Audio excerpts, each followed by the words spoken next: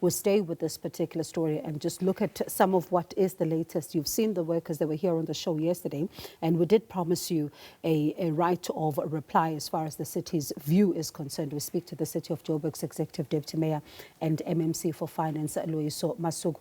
Good evening to you, and thank you so much for your time. So, the workers were here on the show, and I'm going to get to what you've just heard from Professor van den Heever in just a moment. But yesterday, we had a conversation with a representative of the workers who says that they've gone through the process of employment. Basically, they applied, there was an advert, and after the ad was there, they then applied, they met the requirements. He says they were looking for 400 and they were just around 300 odd.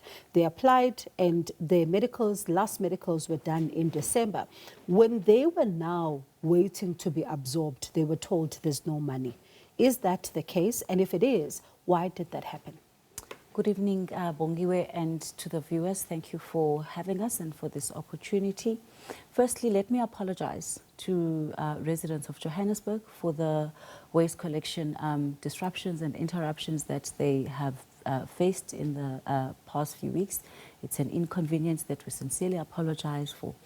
Bongi, where the casual workers are casual workers who are contracted with the service provider. They are not casual workers of the City of Joburg. They are not temporary workers of the city.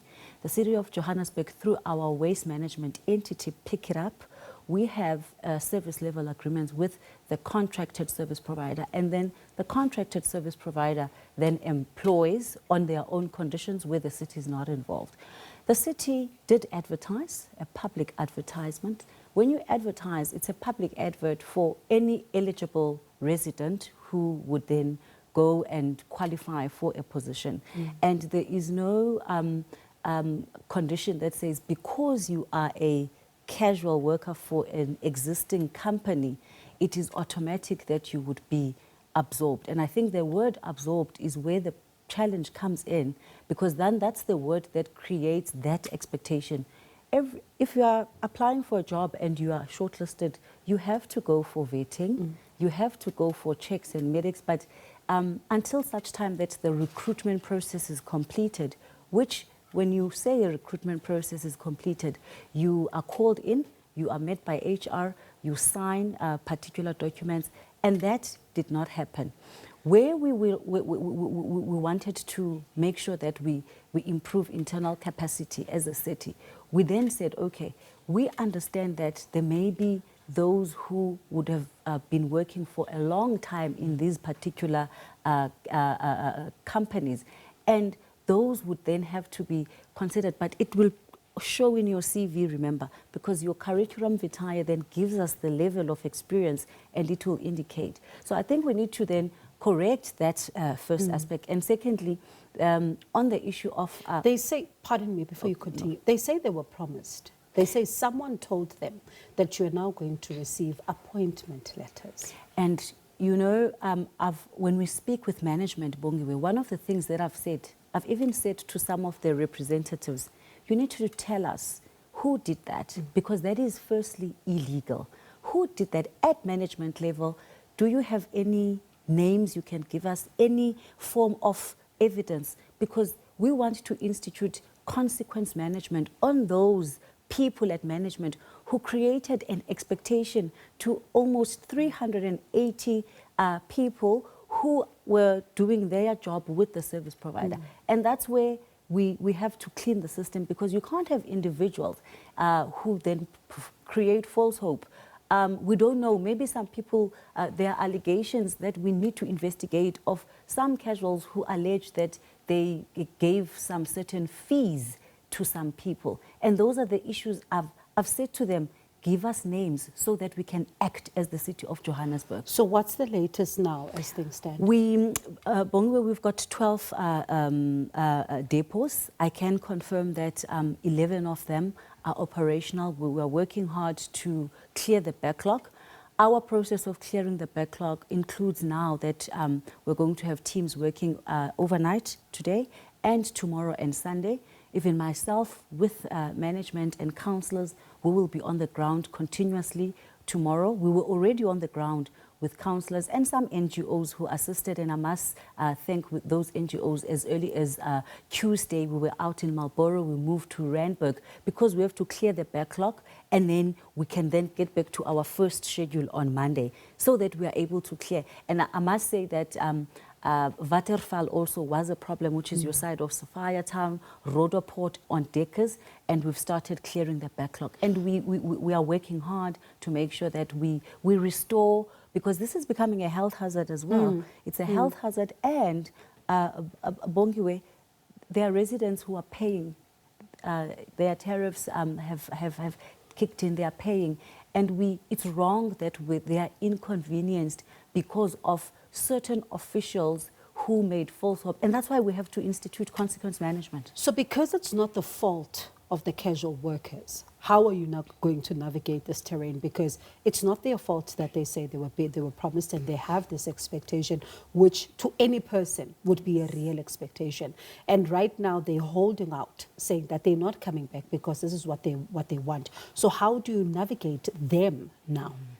Rightfully so. The management met with some of their representatives yesterday to make sure that we are able to then say to them, allow us to then look as the city in terms of how we can help pick it up. So as a starting point, in any institution we have to follow due process, but we are making certain consideration, because sometimes there are issues of natural attrition where someone would retire, or there's a span where there would be spaces, but we've been honest with them, because we have to be an honest government. We've been honest with them.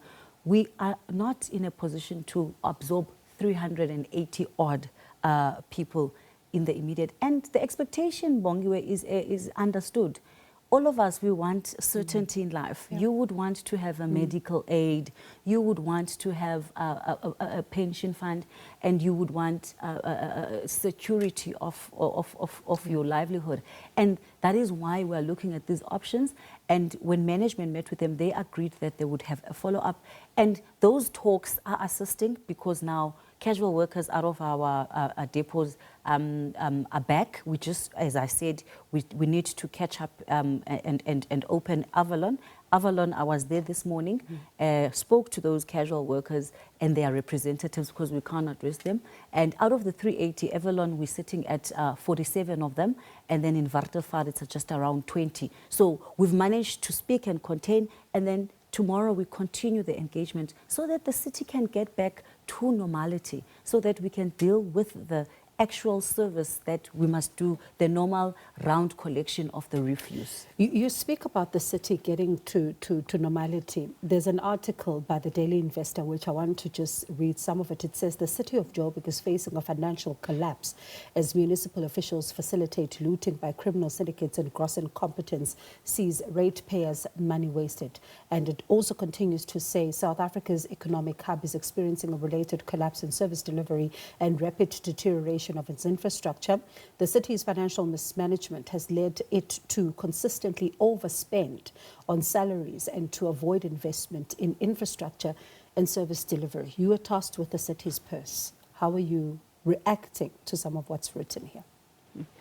First, let me, in line with what you raised, we are looking at internal capacity in terms of ensuring that services that we can then be able to deal with. The ad hoc, we must allow then the ad hoc processes of those contractual obligations to conclude, so that we are able then to do, we're very clear that we can be able to move forward and manage our own fleet, and then be responsible and not rely on any ad hoc service providers.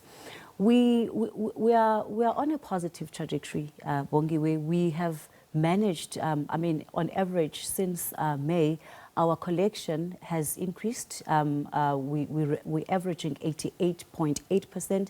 That's just below 90. In May alone, we were able to collect above 91%, because we rely on our ability to collect revenue, but we've also put in measures to make sure that we do much more. We've got a collection strategy that we now have employed together with National Treasury through their panel. We are also having Eskom assisting us in terms of collections as it relates to the work. And of course, we are cognizant of the fact that the economy may not be doing well. So we're also bringing in and saying big business, government must pay, because it's not only you as a resident who has a responsibility.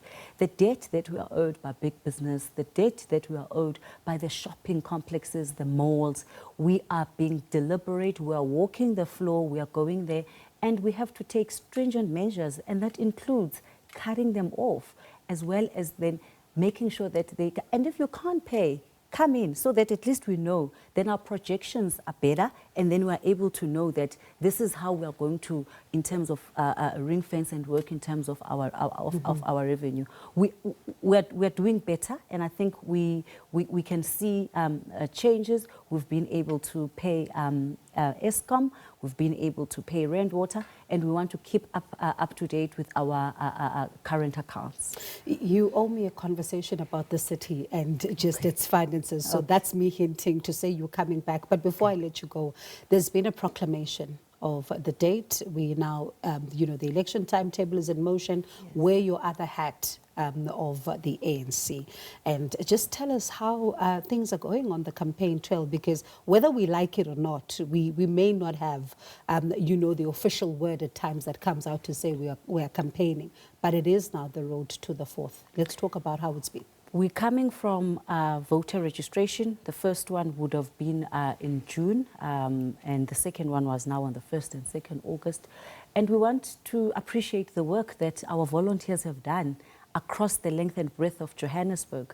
We have over 850 voting districts in Johannesburg, and every single voting district, the African National Congress has got volunteers, has got a campaign, precisely because we are rooted in terms of the work on the ground. And our volunteers are actively working to make sure that we engage residents and also address service delivery blockages. And we're looking forward to, it's democracy, we're looking forward to this election because also young people have come out very strongly. Joburg is a very young, dynamic city with young people, and we are, as the African National Congress, we've got a variety of programs that we're doing, looking at different sectors over and above the voting districts. The manifesto of the African National Congress, as already pronounced by the Secretary General, will be launched in Johannesburg on the 23rd of August, and which is a demonstration of how Johannesburg is actually ready for the work that is coming up ahead for the vote. All right, we'll have our part 2 of this conversation. Okay. Thank you for speaking to us and coming through. I'm completely out of time. That is the City of Johannesburg Executive Deputy Mayor and MMC for Finance, Loyiso Masuku, speaking to us about just a number of issues, right? You heard about the strike at Pikitup, and now you heard what the latest is there. As promised, we did say we'll get you a right of reply, and she did come to give us just that.